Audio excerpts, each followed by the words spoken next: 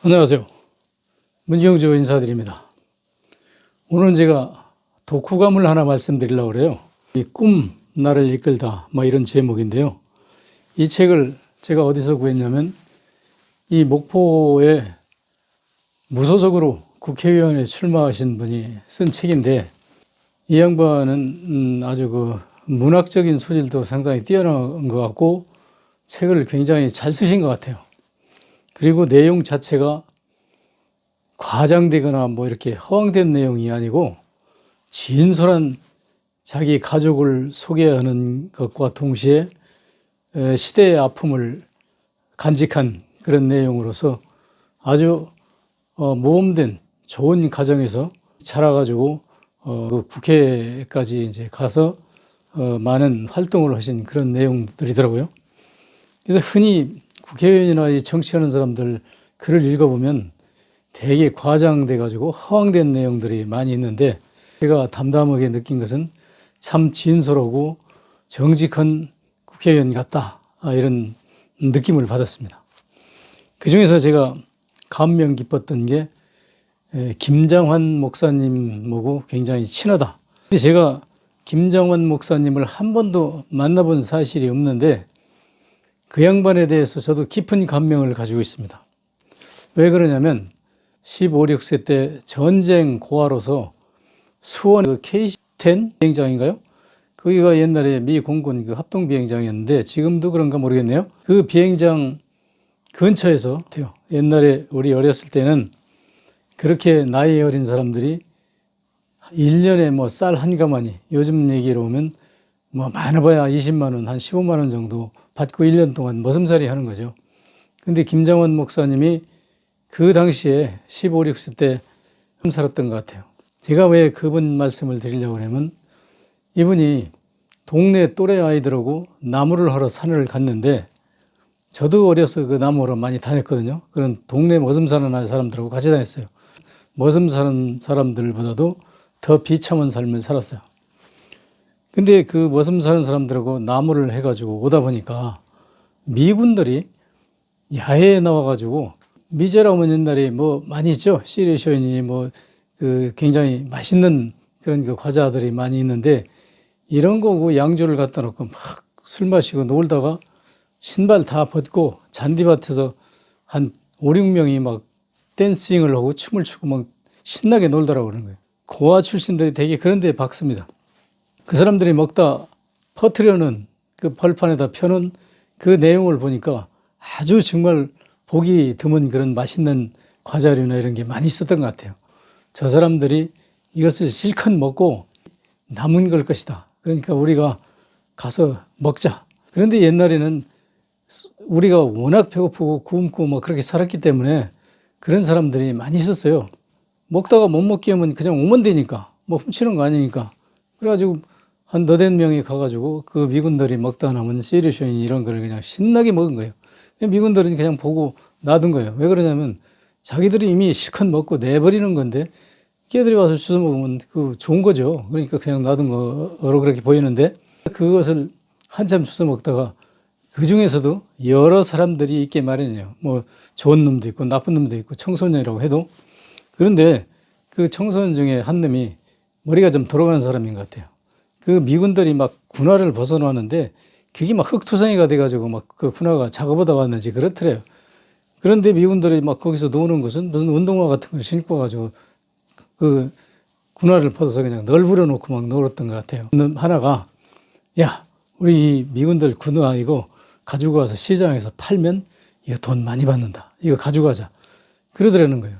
근데 사실 그랬거든요. 옛날에 미군들이 사용하다 남은 헌 군화도 비싸게 팔리고 비싸게 샀어요.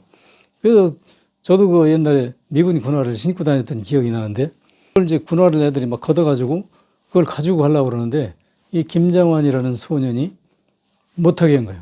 야, 우리가 먹는 것은 저 사람들이 남겨놓은 거기 때문에 우리가 먹으면 괜찮지. 이건 버리는 걸 수도 있기 때문에 우리가 먹으면 괜찮은데 이 군화는 지금 멀쩡하지 않냐. 흙만 묻었을 뿐이지. 그러면 저 사람들이 쓸지 안 쓸지도 모르는 거죠. 우리가 이거 가지고 가면 이건 도둑놈이고, 이걸 가지고 가다 사람들이 우리를 잡아서 경찰에 넘기면 우리 가서 절도죄로 처벌받아야 돼. 이거는 그냥 놔두고 그냥 가자. 그러니까 거기 있는 한 대여섯 명의 그 소년들이 저런 바보 같은 놈 있나, 이거 가져가면 돈이 되는데, 뭐 이런 생각을 가졌겠죠. 그렇지만 김장환이라는 그 소년이 워낙 완강하니까 이건 네 맘대로 해줬어. 그러고 이제 그냥 가버렸단 말이에요. 그러니까 이 김장환이라는 소년이 그 군화를 그 옆에가 개울이 있었는데 개울에 가지고 가서 뭐 그 흙을 다 떨었어요. 깨끗이 닦아가지고 군화를 갖다가 거기다 가지런히 놨어. 그리고 자기는 이제 그 먹은 자리를 대충 정리하고 지게를 지고 올라오고 막 그런데 미군 병사 하나가 와서 어깨를 이렇게 쓰다듬는 거야. 그러니까 말은 안 통하지만 이 손짓이나 이 제스처로 적의가 없는 거죠. 그 사랑의 손길이죠. 그걸 느낀 김장환 씨가 손짓 발짓을 통해 가지고 그날로 뭐 그 부대로 따라가 가지고 그 상사인가 하는 그 사람의 하우스보이가 됐어요. 옛날에 그런 경우가 상당히 많이 있었습니다. 그런데 이 김장환 씨라는 이 양반이 그 병사하고 같이 부대에서 하우스보이를 하다가 나중에 그 병사가 미국에 데려가지고 미국에 가서 공부시켜가지고 2년 만에 영어로 웅변을 해가지고 우승을 했다 그래요. 그러니까 여러분 생각해 보십시오. 여기서 학교 다니던 사람도 아니고 그 고아 출신의 그 소년이 미국 가서 2년 동안 그 영어권에 가서 웅변을 해가지고 우승을 했다고는 얘기는 엄청난 공부를 했다는 얘기죠. 그래서 그런 훌륭한 분이 지금은 목사님이 돼가지고 수원에 어디서 교회를 운영하는데 뭐 한 15,000명인가요? 뭐 그 정도의 그 신도를 거느린다고 그래요. 이윤석이라는 전 국회의원님이 김장환 목사님하고 신앙에 대해서만 토론을 했고 기독교 방송에서 무슨 방송을 같이 했다고 그러더라고요. 그러면서 아마도 김장환 목사님이 그런 훌륭한 그 인간성을 알지 않았을까. 그렇게 알았다면 그런 분을 존경하고 친하게 지낸다면 이 이윤석이라고 하는 이 양반도 심성은 그런 사람을 존경하고 그런 사람들을 인정할 수 있는 그런 그 도량을 가진 훌륭한 지도자의 역량이 있지 않을까. 그렇게 생각이 돼서 제가 그 김장환 목사님하고 친하다는 그 얘기만 듣고 저는 김장환 목사님을 만나본 적도 없고 저는 신앙을 가지지 않습니다. 저는 불교든 기독교든 어떤 신앙도 가지지 않고 저는 좀 건방진 끼가 있는데요. 누가 나보고 뭐 교회를 믿으든지 불교를 믿으든지 그러면 내가 예수님이 되고 내가 부처님이 되려고 노력할지언정 나는 그런 신에게 엎드려서 기도하는 사람이 아닙니다. 그래가지고 단호하게 거절하고 그렇게 사는 사람이지만 그렇다고 내가 신앙인을 뭐 경시하거나 신앙인을 적대시하는 건 아닙니다. 그 양반들은 그 양반 나름대로 열심히 그 신앙을 가지고 자기 혼자의 심성으로 세상을 좋게 만들려고 하는 노력보다는 신이라고 하는 거대한 백을 가지고 세상을 고치려고 하는 그런 분이라면 더 훌륭한 지도자가 되지 않을까 그렇게 생각해서 그 신앙을 안 가지지만 그분들을 전 이렇게 뭐 경계하거나 괴리되게 생각하진 않습니다. 그래서 오늘 그분의 책을 읽다가 여러 가지 보니까 다른 내용들은 우리가 자화자찬도 할 수 있고 과장도 할 수 있고 여러 가지 사례가 있을 수 있는데 이윤석이라는 국회의원을 하신 분은 이분은 내가 그 조금 들어서 알아요. 그리고 내가 그 이분을 선거에 나왔을 때 이분을 찍었어요. 왜 찍었냐면 제가 그 무안에서 살았는데요. 그때 2008년도 왔는데 그때 언젠지 와서 얼마 안 돼서 선거가 있었어요. 그 존경하는 강 형님이 있었는데 이분이 한양대학교 기계과를 나왔어요.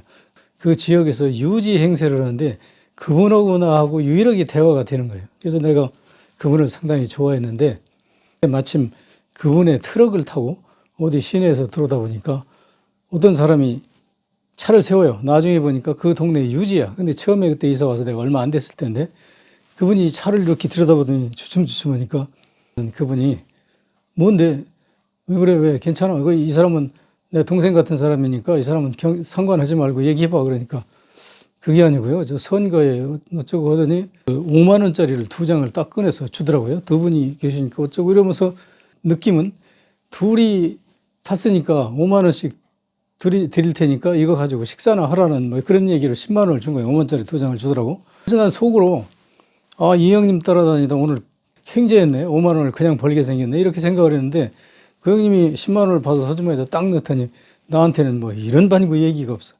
그리고 그 후로도 얘기 없어. 그래서 난 속으로 저 사람이 그때 누구를 지지했는지는 몰라. 그 사람은 그 동네 유지니까 저 사람이 누구를 지지한다는 걸 알았을 건데 내 생각에 김대중 씨의 자제분인데 그 양반이 나왔을 텐데 그 양반 돈을 받았을 것 같아요. 그런데 그 돈을 받아가지고 자기가 호주머니에 넣고 나한테는 나중에 속으로 내가 나도 좀 대머리가 벗어져서 그런가? 공짜를 전파했어요. 저 양반이 돈을 받았으니까 저 형님이 언젠간 나한테 식사를 같이 하자고 했구나. 그런데 식사를 같이 하자고 하니까 지금은 저기 어디 전주로 이사 가셨는데 그냥 그 10만 원을 그냥 닦아먹은 거예요. 그러니까 다시 얘기하면 그분 보고 돈을 준 거지 뭐 나보고 준 건 아니지. 그렇지만 차를 이렇게 들여다보고 두 분이네 하고 5만 원짜리 두 장 줬으니까 하나 내 거 아니요? 근데 내 거를 그냥 닦아먹더라고. 근데 그분이 누구 어떤 의원으로부터 후보로부터 돈을 받았는지는 몰라. 그러나 내 느낌은 그 김대중 선생의 그 자제분께서 푸는 그 돈을 받지 않았을까 이렇게 생각이 드는데 그럼에도 불구하고 나는 그분이 누구 찍으라고 나보고 한 사실도 없고 아무것도 없는데 이윤석 씨라고는 저분이 딱 느낌이 괜찮더라고요. 그래서 그분한테 표를 찍었어요. 그러나 이윤석 씨라고 하는 분은 무안에 살았지만 내가 전혀 그분하고 교감도 없었고 하나 뭔가 내가 부탁을 했는데 그 부탁을 안 들어주더라고요. 그래서 저 국회의원도 별로일 없구나 하고 내가 그냥 말았는데 여기 와서 또 만났어요. 근데 연주로 인해 가지고 그분의 책을 한 권 받아서 읽다 보니까 아 이분이 나하고 공감하는 김장환 목사라는 그런 분을 알고 있구나. 근데 내가 김장환 목사를 그럼 어떻게 알았느냐 뭐 이런 거 궁금하지는 않으시겠지만 혹시 그런 생각을 가지는 분이 있을지도 몰라요.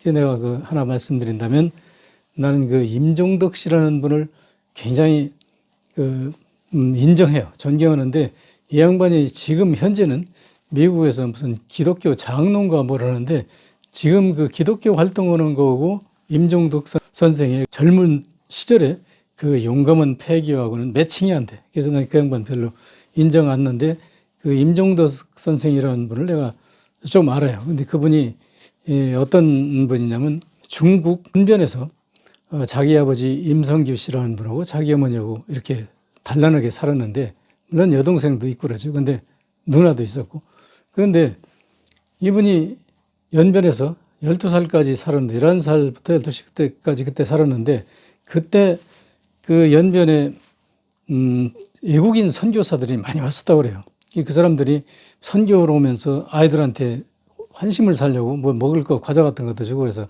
헬로우 뭐 찹찹 뭐 어쩌고 해가지고 이렇게 그 기본적으로 영어 한두 마디씩 얻어가지고 이렇게 하면서 이렇게 살았는데 그 아버지는 뭐를 했냐면 독립운동을 했다고 그래요. 근데 뭐 크게 임성규 씨라는 분이 큰 그 활동을 한 것 같지는 않고 일단 독립운동에 그 심정적으로 아니면 밑에 조직원으로 이렇게 활동을 했던 것 같아요.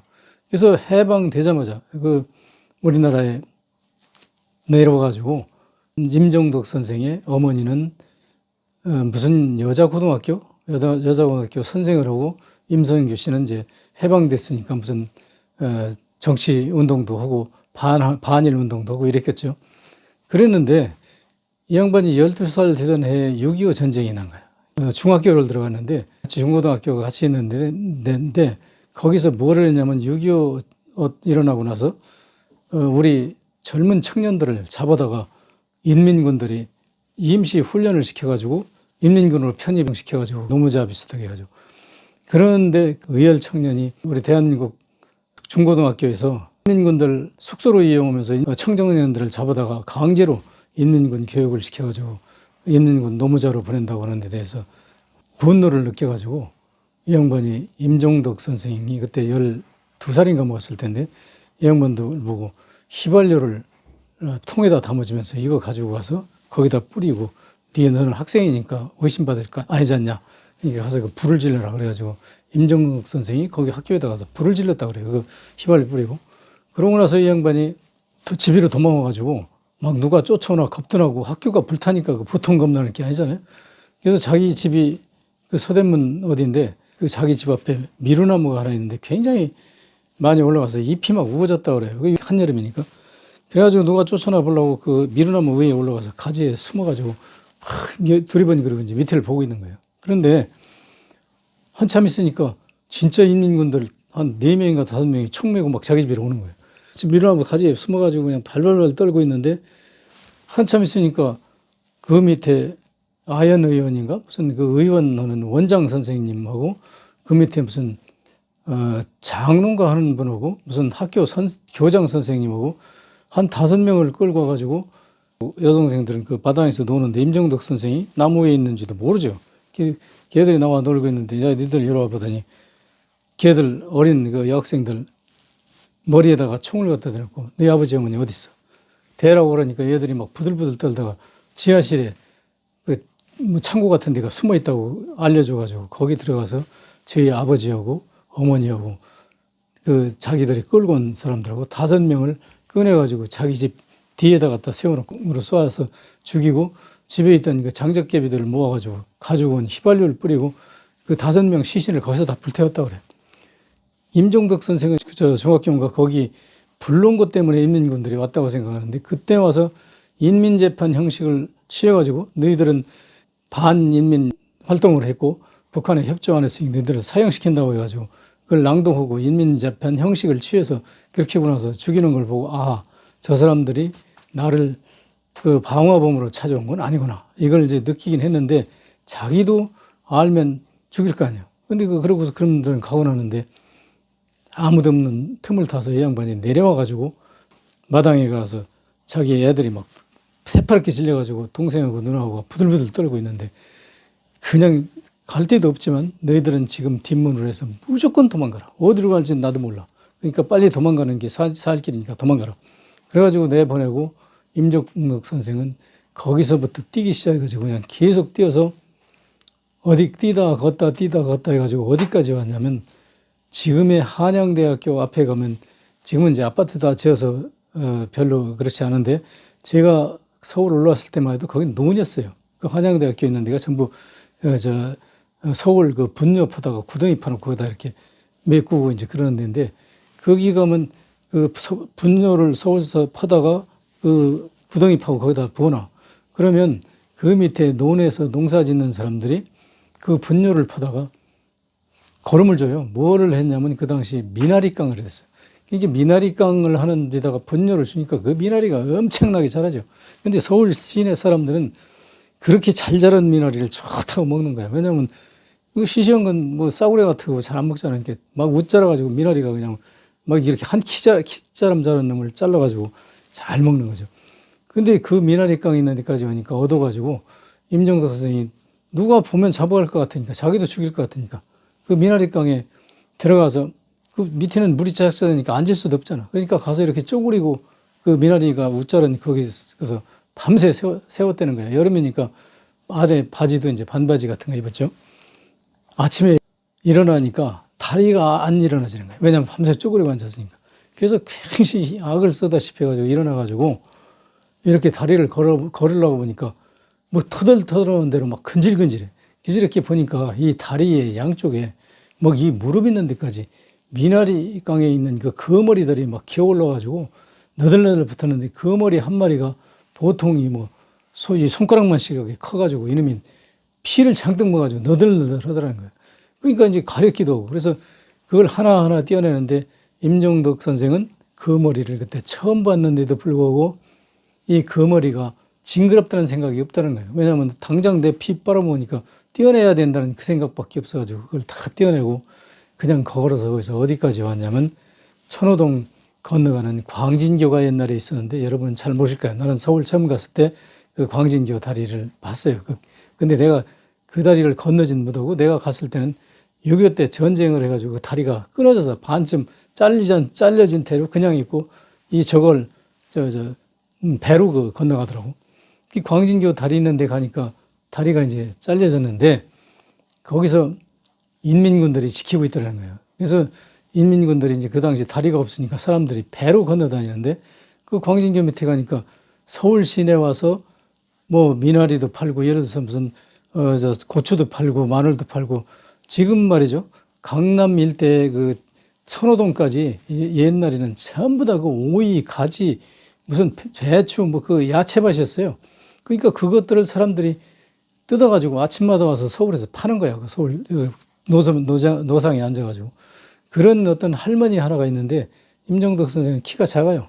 그러니까 그 눈치를 싹 보다 보니까 이 키 작은 사람이니까 어떤 할머니의 손잔치하고 뒤에 서 있으니까 그 인민군들이 쓱 훑어보더니 그냥 통과시키더라는 거예요. 그래서 이제 그 임정덕 선생이 그렇게 통과해서 나와가지고 어디 방향도 없는 거야. 어디로 갈지도 몰라. 그냥 길이 있는 대로 계속 걷다 보니까 어디까지 왔냐면 이 사람이 충북 괴산 그쪽이가 성나자로원인가 거기까지 걸어오니까 밤이 되는데 계속 굶었죠, 어제부터. 근데 갈 데가 없더라는 거예요. 눈은 감기고 나도 우리 고향 충남 서산에서 서울까지 걸어온 사람이에요. 그래서 내가 그 걸어온 심정을 잘 아는데 이게 뭐 걸으면서 가면서도 잠이 자요. 잠을 와요. 그렇게 굶고 걸으면. 임정덕 선생도 그랬을 것 같아.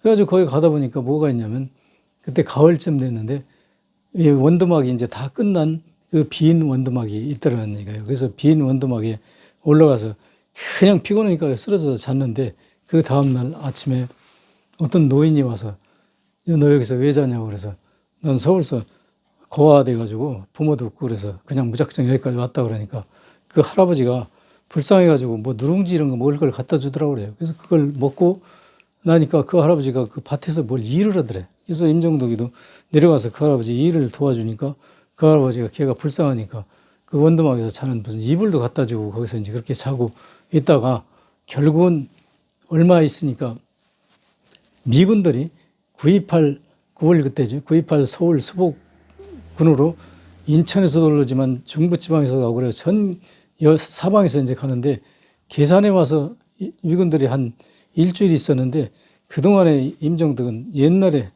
그 연변에서 한마디씩 했던 헬로우 찹찹 헬로우 무슨 시가렛 헬로우 뭐 뭐야 그 시레션 뭐 기브미 뭐 케이크 뭐 어쩌고 했겠죠. 그래가지고 그 미군한테 가서 그걸 얻어다가 그 할아버지한테 주니까 할아버지가 양담배를 보고 좋다고 그래서 그 할아버지가 그렇게 지내다가 미군들이 서울로 간다고 하더래요. 그래서 나도 서울로 간다고. 그래가지고 이 사람이 임정덕 씨가 걸어서 그 미군하고 같이 오는데 그 대위는 지휘자가 돼가지고 집차를 타고 앞에 가는데 보병들은 다 총 메고 가달달 걸어가는 거예요, 서울까지. 근데 임정덕이 그 쬐끄만 친구가 그것도 걸으니까 보통 힘든 건 아닌데 그 대위가 임정덕을 보고 또 보고 그러더니 너 일로 오라고 그래서 그 대위 옆에 이제 집차 타고 서울 와가지고 대위하고 같이 있다가 거기서부터는 이야기하려면 굉장히 길어요. 잡다해요. 그런데 하여튼 그렇게 해가지고 이 사람이 나중에 그 아현동에 있는 희망원인가 하는 그 고아원에 들어갔는데 고아원에서 그 원장하고 그 고아원 무슨 뭐라 그러나 그 교사라고나 하는 젊은 아이가 하나 있는데 둘이가 13살인가 4살 먹은 이제 여자 고아원생이지. 그걸 데려다가 밤에 강간을 하더라는 얘기. 근데 자기가 어떻게 할 길이 없는 거야, 이걸. 그래서 아이라 못 본 척하자. 그래가지고 못 본 척 했는데 얘가 그냥 밤마다 불러다니면서 그 고아원 원장한테 그렇게 하고 막 아프다고 울고 막 이러는데 어느 날 너희가 그 산에 가서 나무를 이제 좀 컸으니까 그 애들 똥빨래 뭐 그런 거 하고 나무 하는 게 이제 그 직무인데 나무를 해가지고 와서 보니까 걔가 아파 죽는다고 막 머리를 싸매고 그 자기가 이제 나이가 많으니까 나이 관계없이 무조건 오빠라고 하는데 오빠 나 아파 그래서 왜 아프냐 그러니까 배가 고파가지고 창고에서 과장과 뭐 훔쳐먹다가 걸려가지고 대가리를 이렇게 두드려 맞아가지고 아프다고 그러더래. 그래서 임정덕이가 보니까 그 여자애가 정말 죽을 것 같더래. 그래서 가서 원장한테 원장 아버지 저기 쟤 아프대요 그러니까 응? 그러면 네가 얻고 병원에 가봐.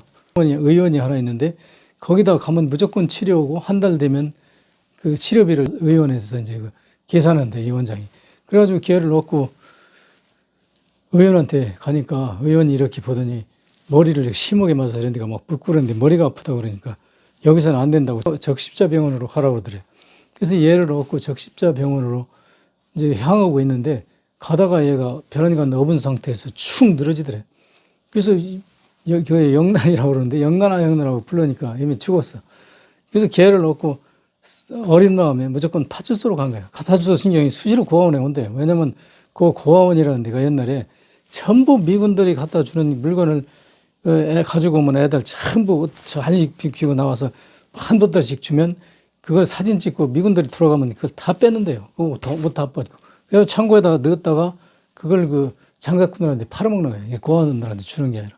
이 옛날에 우리 고아원이 그따위였어요. 지금도 그런 잔재가 아직도 남아있는 부분이 있는 것 같더라고. 이런 사회에서 그때 그런 환경에서 자랐는데 그 아이가 하도 배고프니까 몰래 그 창고에 들어가서 그걸 훔쳐먹었다가 걸리니까 그냥 밤에는 들여다가 강가는 그 아이를 그냥 두드려 패가지고 얘가 그 머리에 어떻게 뇌출혈 같은 게 있었던 것 같아요. 그래서 업어서 죽었는데 성질 나니까 얘가 얻고 파출소에 가서 그 순경 보고 얘 죽었어요. 그러니까 왜 죽었냐고.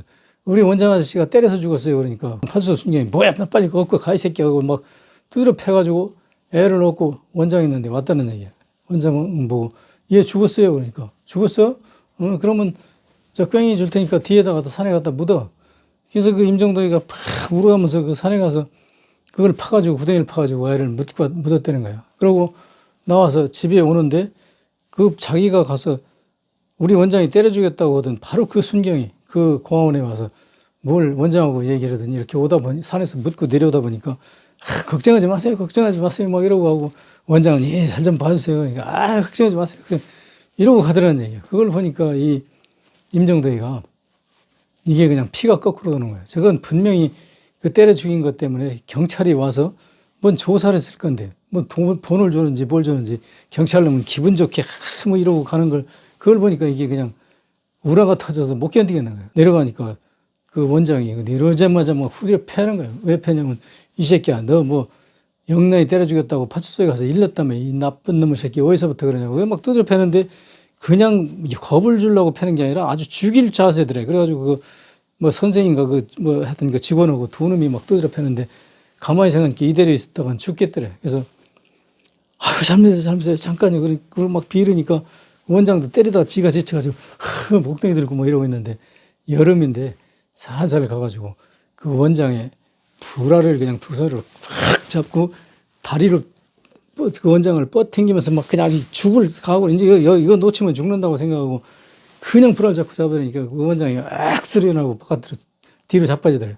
그러고 나서 그 다음부터 몽둥이 들고 싹 다 때려부신 거예요. 고원을 때려부시고 그 창고를 열어가지고 거기서 과자 뭐 다 꺼내가지고 고원 원생들 보고 야 너희들 다 먹어. 난 그러고 간다 하고 거기서 옷 제일 좋은 거 한 벌 딱 입고 딱 뛰어서 그냥 무조건 서울역 쪽으로 향해서 뛰어오는데 한참 오다가 지쳐가지고 좀 언덕에 올라서 지금 어디로 갈까 하고 이제 숨어가지고 헐떡거리고 있는데 보니까 밑에 공원 애들이 쫙 따라오는 거야. 그래가지고 니들 왜 따라오냐니까 오빠 나도 갈 거야 나도 갈 거야 그리고 형 나도 갈 거야 다 따라오는데 29명. 임정덕이가 자기도 가서 당장 어디 가서 어떻게 살지 모르는데 그 아들 데리고 와서 어떻게 할 거예요. 너희들 오면 다 죽으니까 집에 고관으로 들어가라고. 그랬는데 얘들이 끝까지 달라붙어가지고 할 수 없이 29명을 데리고 어디로 가냐면 서울역으로 왔어요. 좀 좋은 자리는 기존 깡패들이 다 차지하고 임정덕이는 옆에 어떻게 자리 하나 차지했는데 그래서 거기서 얼마 살다가 얘들이 병이 걸려가지고 막 그냥 죽는다고 그래서 약국에 가니까 약 좀 달라고 그러니까 돈 없다고 약도 안 주면서 뭐냐고 그러면 이게 홍역이니까 그냥 하다면 큰일 난다고 빨리 가라고. 그래서 홍역이든 뭐든 얘들을 살려야 병원에 가라도 살려야 되는데 어떻게 하냐고. 병원에 가니까 돈 있냐고 해서 없다고 그러니까 내쫓은 거예요. 그래서 임동국이가 딱 생각하니까 우리 아버지 어머니가 열만 되면 교회를 꼭 가서 하느님한테 열심히 기도하고 그랬는데 교회를 가면 살려줄 거다. 그래가지고 얘들을 얻고 교회를 갔다는 거예요. 그게 무슨 교회라고 내가 안 하겠어요. 그 교회도 아는데 그 교회를 가니까 가서 그 운동장에다 애들 내려놓고 애들 좀 살려주세요 살려주세요 하니까 그 의지 새끼들 나가라고 막 야단을 치는데 나갈 데가 없잖아. 갈 데가 없으니까 애들 살려달라고 막 그러니까 그 교회 목사 무슨 장로 오는 사람들이 빗자루 몽둥이 들고 와가지고 큰 몽둥이를 때리면 죽으니까 빗자루로 막 두드려 패가지고 이게 교회도 안 살려주는구나. 그래가지고 그 길로 나와서 그렇게 얻고 하룻밤 돌아다니다가 애들이 그날 밤에 8명이 죽었다는 거예요. 애들이. 그래서 그 다음에 임정덕이하고 좀 그 홍역이 안 걸린 애들이 한나씩 얻고 어디로 가냐면 남산으로 올라가가지고 남산에다가 그 구덩이를 파가지고 8구덩이를 다 묻어주면서 걔들이 들고 다니던 바보들어 다니던 그 바가지하고 무슨 양재기 이런 걸 거기다 묻어주면서 이, 이 세상에 나와서는 너희들이 거지로 살았지만 죽어서는 제발 거지로 살지 말아라. 이게 막 엉엉 울어가면서 이렇게 다 하고 나서 임정덕이가 그 얻고 온 아이들 보고 여기 한 줄로 쭉 서라고 그래가지고 서울시를 내려다보면서 너희들 바지 다 내려. 그러니까 임정덕이 허락한 대로 밑에 애들이 다 해줘. 이렇게 바지 내리고 서가지고 지금부터 저 서울시내, 이제 밤인데 서울시내 저 불 많이 킨 저것들을 향해가지고 우리 일찍 거기다 오줌 물른다. 그래가지고 여덟놈이 쫙 서가지고 서울시내다 그 오줌을 싸면서 야, 이 거지만 떠묻은 새끼들아. 너희들 잘 처먹고 잘 살아. 오늘부터 나는 무슨 짓을 하든 범죄고 자시고 그런 거 상관없어. 무슨 짓을 하든 내가 도둑질하든 뭘 하든 해가지고 돈을 벌어서 병원을 지어가지고 거지도 아프면 치료받는 나라를 만들겠다. 그래가지고 막 포효를 하고 이제 울고 그러고 내려가지고 그날부터 임정덕 씨는 소매치기를 한 거예요. 그래서 지금도 임정덕 씨 얘기가 소매치기를 하면 자기는 서울 시내에 있는 그 여자들 가방은 다 자기 거나 마찬가지라. 그렇게 자신 있대. 그래서 소매치기를 하는데 어느 날 무슨 하다 이제 형사한테 걸릴 거 아니야? 걸렸어요. 걸리니까 형사가 뭐 조서를 꾸미고 이제 소년원에 보낸다고 그러는데 그 형사한테 아저씨, 저는 소년원에 가면 참 편코 좋습니다. 저는 정말 가고 싶은 데가 그런 데인데 제가 데리고 있는 애들이 129명입니다. 이 129명, 그게 이제 그동안에 늘어났어요. 거지들이 와가지고. 이 129명 쟤들은 영락없이 굶어 죽게 생겼는데 제가 한 가지만 부탁할게요. 아저씨가 제발 어떻게 해서 쟤들 좀 살게 해주세요. 쟤들을 어떻게 좀 살려주세요. 그러면 저는 마음 놓고 소년원에 가서 공부도 하고 열심히 그렇게 살고 싶습니다. 그러니까 형사가 가만히 듣고 있다가 그래? 그럼 너 그 염천교 다리 밑에 가보자. 그래서 다리 밑에 가가지고 걔들이 그 땅굴 파고 거기서 사는 그 꼬락서를 보더니 그 형사가 가만히 섰다 보라고 하냐면 야, 임정덕이 너 나 지금부터 뛰어서 도망가는데 다시는 나한테 잡히지 마. 그래서 그렇게 형사가 보내고 그 형사도 돌아가면서 손수건으로 눈물을 닦더라는 얘기. 우리나라가 바로 그런 비참한 그런 그 현실을 딛고 오늘에 와 있는 거예요.